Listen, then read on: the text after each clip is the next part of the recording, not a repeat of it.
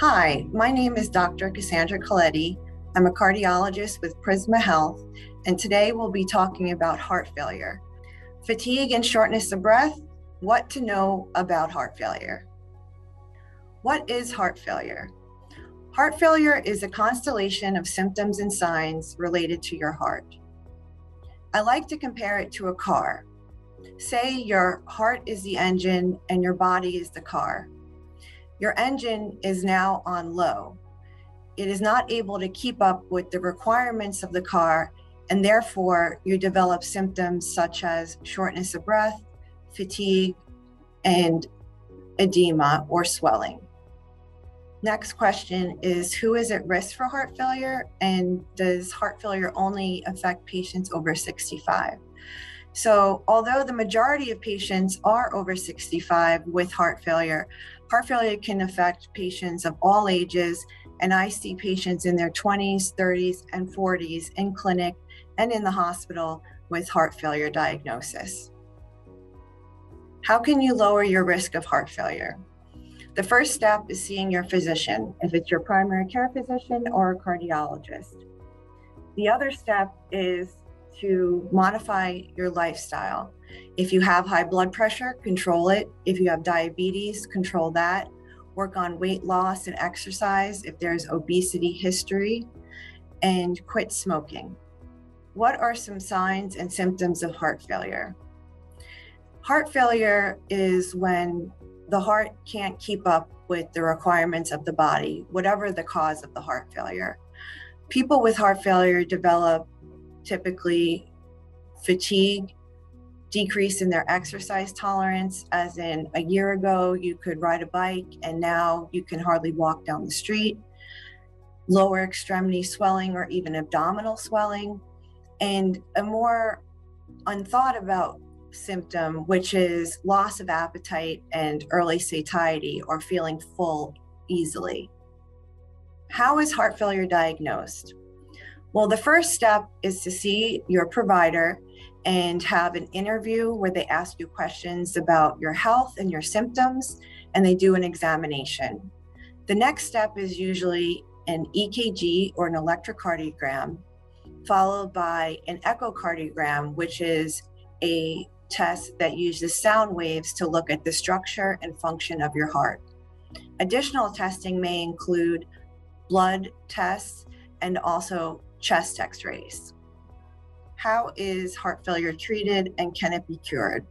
So heart failure is treated with a multidisciplinary approach with multiple providers and medications, device therapies, even to the extent of heart pumps, implantable devices, and transplant in some patients. Can heart failure be cured? We like to call it living with heart failure. Heart failure is a chronic disease, and patients should stay on their medications indefinitely. What is a heart failure specialist, and how do they differ from a general cardiologist? In my case and other advanced heart failure physicians, we take an additional year of training after our 3 years of internal medicine and 3 years of general cardiology to specialize in heart failure and advanced heart failure treatments. This includes a year-long program where we focus on detailed medication titrations, guideline-directed medications that improve quality of life and length of life, and also devices that can include defibrillators, cardiomems, which is a device that is implanted and helps patients stay out of the hospital and manage their fluid. And in end stage or persistent heart failure, patients can move on to needing things like implantable heart pumps or even heart transplant. How can the heart failure specialist help? Well, we in our community have a saying, get with the guidelines. And the guidelines help us to make sure that we get patients on medications in a quick and orderly fashion. Some places have titration clinics. We have availability of counseling on the diagnosis and the treatment plan. We can offer specialty devices and monitor your heart function over time, and in the case of developing persistent or advanced heart failure, can provide you with implantable heart pumps and possible referral for heart transplant if that is indicated in your case. How can you best manage your heart failure symptoms? I like to think about it as a sink that has a clog, and if you keep turning on the water is just going to overflow. That's like your body. Your heart is not pumping out the fluid, and fluid retains. So we recommend that patients stick to a fluid restriction of less than 2 liters per day, or that's about 8 glasses of water or any other liquid that you consume. The next is low sodium to no sodium diet. Salt makes you retain water, and that results in fluid buildup in multiple organs and systems that then develop symptoms. Diet and exercise, including a healthy Mediterranean diet and exercise for continued functional status and weight loss, is of utmost importance. The last thing I would recommend is to partner with your heart failure team to always keep them informed of any changes in your symptoms, and to keep appointments and medications as prescribed by your physician. What are some of the more advanced therapies for heart failure? Now, these come from stage C, symptomatic patients, to stage D, persistently symptomatic patients. So in stage C, depending on your heart function, you may be indicated for a defibrillator that can help save your life, has been proven in multiple studies to save lives. Other devices include what we like to call the Cadillac of defibrillators, a biventricular defibrillator, which in addition to guideline-directed medical therapy can help improve the heart function. LVADs, or left ventricular assist devices, are a pump that take over the work of your heart.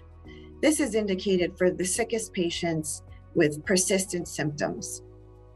This device is implanted surgically and requires care from the patient and a caregiver. This not only improves quality of life, but lengthens life for many years. Patients that do require this implantation can undergo it in Prisma Hospital and be followed chronically by our special team of advanced heart failure physicians. And last, for patients with stage D or end-stage heart failure, transplant may be a consideration. Another factor that is very important is support from family members and friends. This can help you stay on track with all of your medications, your dietary and lifestyle modifications. What role does palliative care play in heart failure? Well, palliative care is an approach where we address symptoms. And as I've mentioned before, patients with heart failure can have many symptoms. In the guidelines, it is recommended for all stages of heart failure to be evaluated by a palliative care specialist or to discuss palliative care with your cardiologist. This can help manage symptoms such as shortness of breath, fatigue, nausea, insomnia, and help your overall quality of life. Another thing I would like to mention is that palliative care is very different from hospice. Hospice care is provided at the end of life, where the prognosis is about 6 months. But palliative care can be provided throughout the spectrum of disease, where we can have specialists, including your cardiologist, focus on your goals and your quality of life. Thank you so much for watching our webinar. I hope to see you all in the future and have a healthy and blessed day.